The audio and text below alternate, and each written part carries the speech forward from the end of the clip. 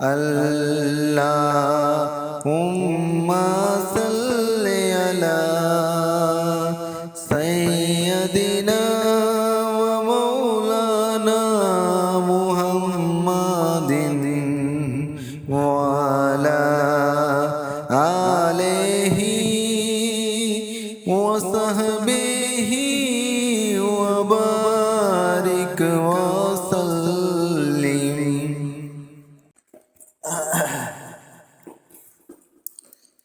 اعوذ باللہ من الشیطان الرجیم. بسم اللہ الرحمن الرحیم. شروع کرتا ہوں اللہ کے نام سے جو بڑا مہربان اور نہایت رحم کرنے والا ہے. فرمان الہی نمبر 22. مسلمانوں کو طہارت کرنے کا حکم. طہارت سے مراد جسم اور لباس کا ہر اس گندگی یا نجاست سے پاک ہونا ہے جس کا نجس ہونا محسوس ہو یا جس پر شریعت نے نجس ہونے کا حکم لگایا ہے. قرآن مجید نے جگہ جگہ طہارت کی ترغیب دی ہے. اللہ تعالی نے اپنے ایسے بندوں کو اپنا محبوب قرار دیا ہے جو طہارت اور نظامت کا پورا اہتمام کرتے اور اپنے جسم اور لباس کو پاک صاف رکھتے ہیں. ارشاد الہی ہے واللہ یحب المطہرین. ترجمہ: اور اللہ ان لوگوں سے محبت رکھتا ہے جو خوب پاک صاف رہتے ہیں. بے شک اللہ تعالیٰ ان لوگوں کو محبوب رکھتا ہے جو بہت زیادہ توبہ کرتے ہیں اور ان لوگوں کو محبوب رکھتا ہے جو پاک صاف رہتے ہیں. حدیث نمبر 1. حضور اکرم صلی اللہ علیہ وسلم نے خود طہارت کی انتہائی تاکید فرمائی ہے. نبی کریم رؤوف رحیم صلی اللہ علیہ وسلم نے ارشاد فرمایا کہ طہارت نصف ایمان ہے. حضرت داتا گنج بخش رحمۃ اللہ علیہ تحریر فرماتے ہیں کہ طہارت کی 2 قسمیں ہیں. اول جسم کی طہارت اور دوم دل کی طہارت. جس طرح جسم کی طہارت کے لیے پاک صاف پانی کی ضرورت ہے، گندا اور مستعمل پانی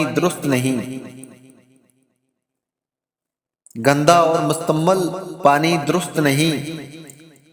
اسی طرح دل کی طہارت کے لیے محض خالص توحید کی ضرورت ہے. غلط، ملت اور پریشان کن اعتقاد درست نہیں ہوتا. جو بندہ ظاہری طہارت کی پابندی کرتا ہے فرشتے اسے دوست رکھتے ہیں. جو بندہ باطن کی طہارت کی پابندی کرتا ہے اللہ تعالیٰ اس کے ساتھ محبت کرتا ہے. جس طرح ظاہر کی طہارت پانی کے ساتھ ہوتی ہے اسی طرح باطن کی طہارت توبہ اور اللہ تعالیٰ کی طرف رجوع کرنے سے ہوتی ہے. ظاہری طہارت میں وضو کے علاوہ رفع حاجت سے فراغت کے بعد استنجا اور دیگر بعض صورتوں میں غسل جنابت کی ضرورت پڑتی ہے.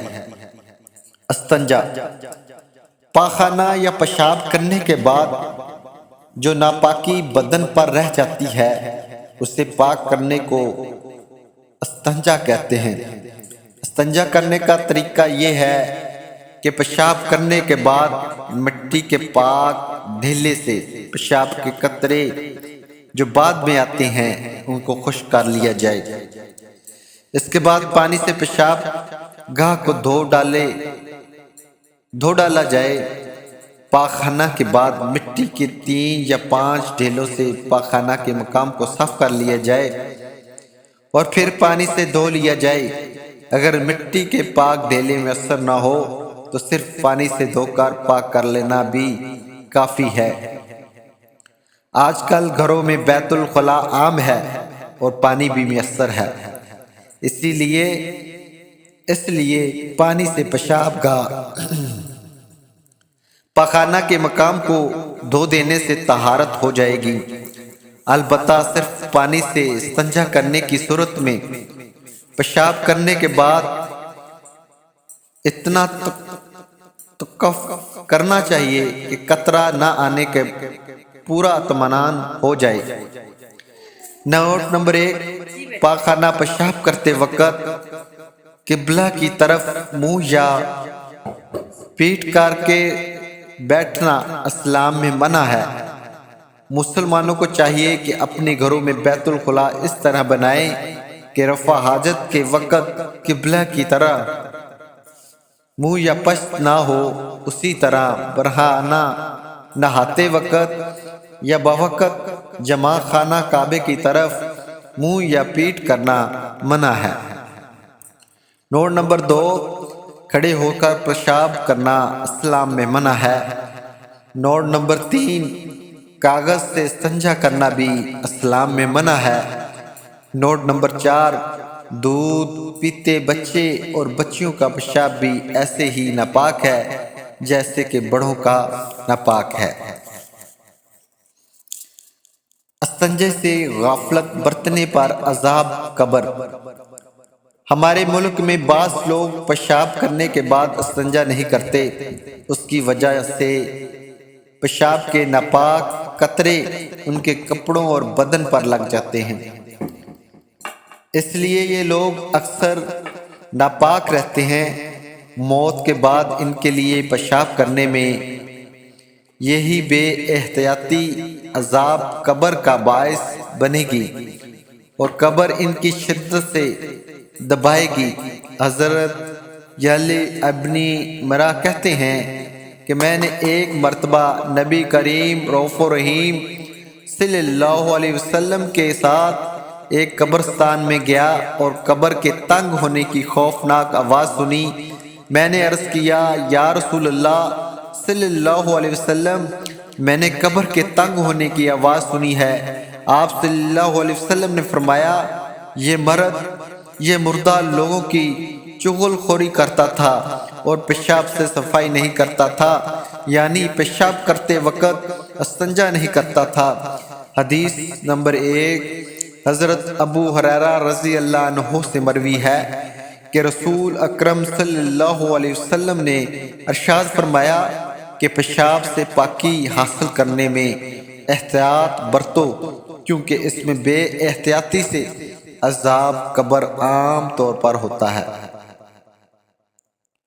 حدیث نمبر 2، حضرت ابو ہریرہ رضی اللہ عنہ سے روایت ہے کہ حضور اکرم صلی اللہ علیہ وسلم نے ارشاد فرمایا کہ عذاب قبر 3 چیزوں سے ہوتا ہے: غیبت، چغل خوری، پیشاب میں بے احتیاطی۔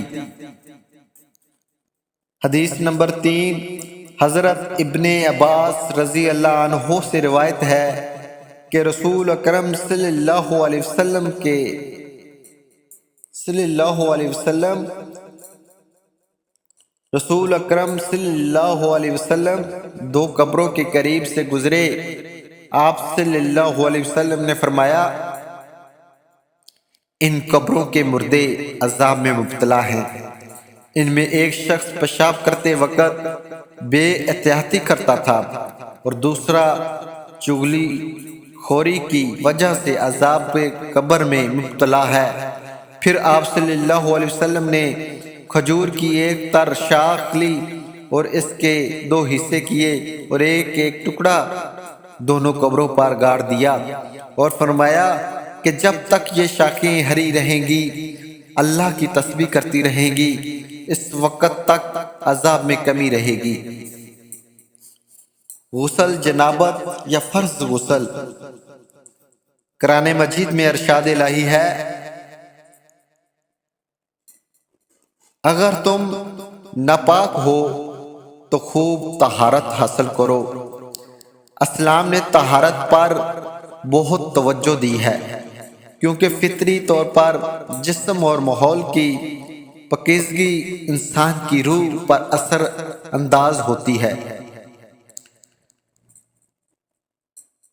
غسل کے لغوی معنی سارے بدن کو دھونے کے ہیں، لیکن شریعت کی اصطلاح میں سر سے پاؤں تک جسم کے ان تمام حصوں کو دھونے کو غسل کہتے ہیں جن تک پانی پہنچنا بغیر کسی تکلیف کے ممکن ہو۔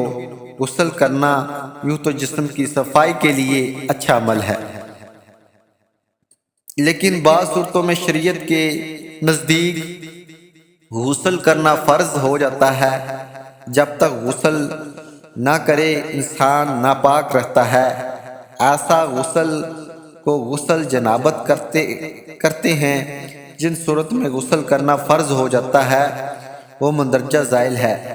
نمبر 1، سوتے ہوئے احتلام ہو جانے کے بعد۔ نمبر 2، عورت کا حیض بند ہو جانے کے بعد۔ نمبر 3، نفاس کا خون سے بند ہونے کے بعد۔ نمبر 4، عورت سے صحبت کرنے کے بعد اور عورت دونوں پر غسل فرض ہو جاتا ہے۔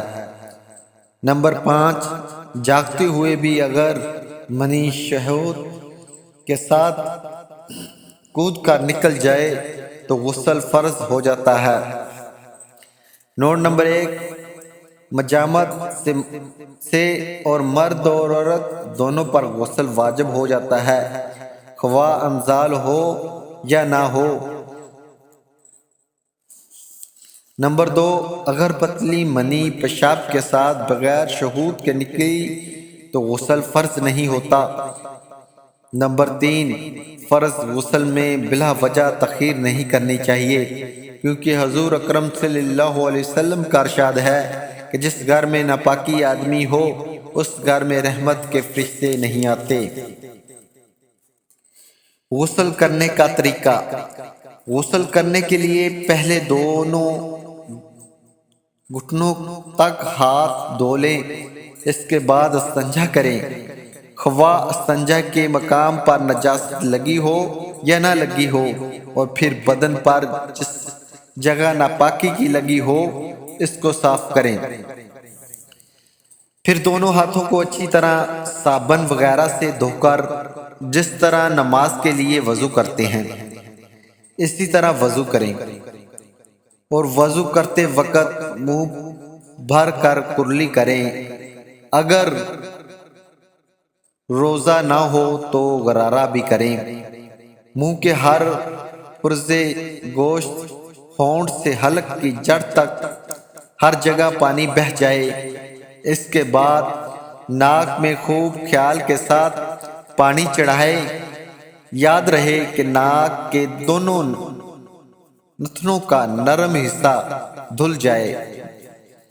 ضروری ہے ناک کے اندر بالوں کا دھونا بھی ضروری ہے۔ اگر آپ پتھر یا چوکی یا ایسے پکے فرش پر بیٹھے غسل کر رہے ہیں جہاں سے پانی فوراً بہہ جاتا ہے تو دونوں پاؤں بھی اس وضو کے ساتھ دھو لیں، ورنہ پاؤں آخر میں دھو لیں۔ اگر یہ غسل فرض ہے تو وضو میں بسم اللہ الرحمن الرحیم کے سوا اور کوئی دعا نہ پڑھیں۔ پھر وضو کے بعد تمام بدن پر تھوڑا سا پانی ڈال کر خوب ملیں۔ اگر صابن استعمال کرنا چاہیں تو صابن بھی استعمال کریں۔ اس کے بعد 3 مرتبہ سارے بدن پر پانی بہائیں۔